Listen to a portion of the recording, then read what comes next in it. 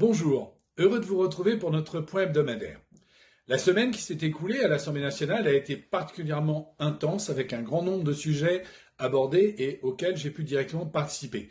À commencer par la réunion sur la commission d'enquête sur le fonctionnement et le financement de l'audiovisuel public, dont je suis dorénavant membre.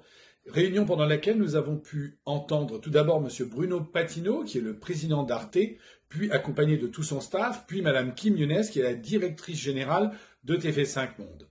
Bien évidemment, comme chaque semaine, j'ai participé aux 2 séances de questions au gouvernement, et nos questions ont essentiellement été, en ce qui concerne notre groupe, le groupe LIOC, tournées vers un axe essentiel, la problématique du coût des carburants, qui, comme vous le savez, nous frappe les uns et les autres, particulièrement les salariés qui sont obligés dans notre circonscription de se déplacer en voiture, ne serait-ce que pour aller chercher les enfants à l'école, se rendre à la gare ou aller sur le lieu de travail, mais c'est également valable partout en France, par exemple pour les professions qui ont besoin de leur véhicule. Je pense aux infirmières, je pense également aux agriculteurs qui utilisent un carburant de plus en plus cher pour cultiver leurs champs.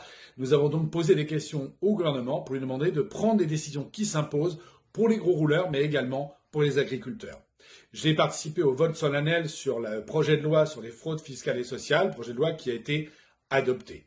Puis en commission des affaires étrangères, j'ai assisté à une réunion à laquelle j'ai pris part sur les derniers développements de la situation au Liban, mais également sur les accords avec la République de Moldavie dans le domaine de la sécurité sociale. Et enfin, nous avons réalisé l'audition de Christophe Lecourtier, dont la nomination à la fonction de directeur de l'Agence française pour le développement, la célèbre AFD, qui est en charge de répartir les fonds pour appuyer notre politique internationale en matière d'affaires étrangères au prix des pays auprès duquel nous participons et nous collaborons à leur développement, mais également avec un système de retour sur un certain nombre de marchés vis-à-vis de la France. Eh bien, cette candidature nous a été proposée par le président de la République et nous devions nous exprimer dessus, comme le fera ou comme l'a fait d'ailleurs en fin de semaine également le Sénat.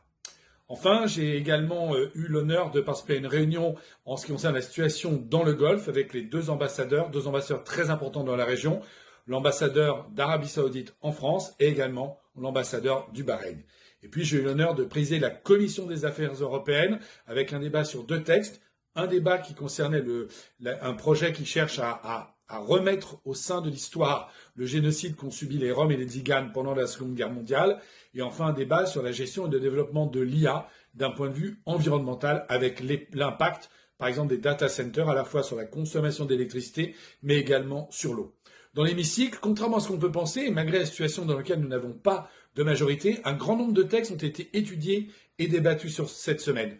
Je vais essayer de ne pas en oublier. Je pense à un débat sur le millefeuille territorial pour une collectivité unique dans la région Grand Est. Je pense à un débat sur comment accélérer la prévention des risques cardio- et neurovasculaires. Je pense à un débat sur comment reconnaître une politique d'adaptation et la mettre en place concernant le changement climatique. Également un débat sur accélérer le développement du transport maritime à propulsion vélique, encadrer les regroupements pédagogiques intercommunaux afin de garantir l'accès à l'école en milieu rural, garantir le bénéfice des prestations familiales aux enfants qui sont placés, renforcer la pénalisation de l'organisation des rave-parties, un point qui nous concerne peut-être moins dans notre 11e circonscription, mais qui concerne beaucoup de Français, particulièrement dans la ruralité, lutter contre les rave-parties illégales et les dégâts qu'elles occasionnent et les risques également sanitaires. Un débat sur simplifier la gestion de la commande publique, un projet de loi sur permettre aux salariés de certains établissements, et vous savez que ça a défrayé la chronique, de travailler le 1er mai.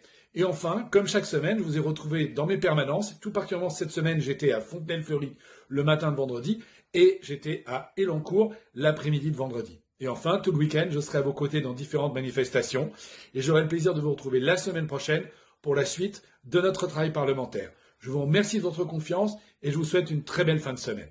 À très bientôt.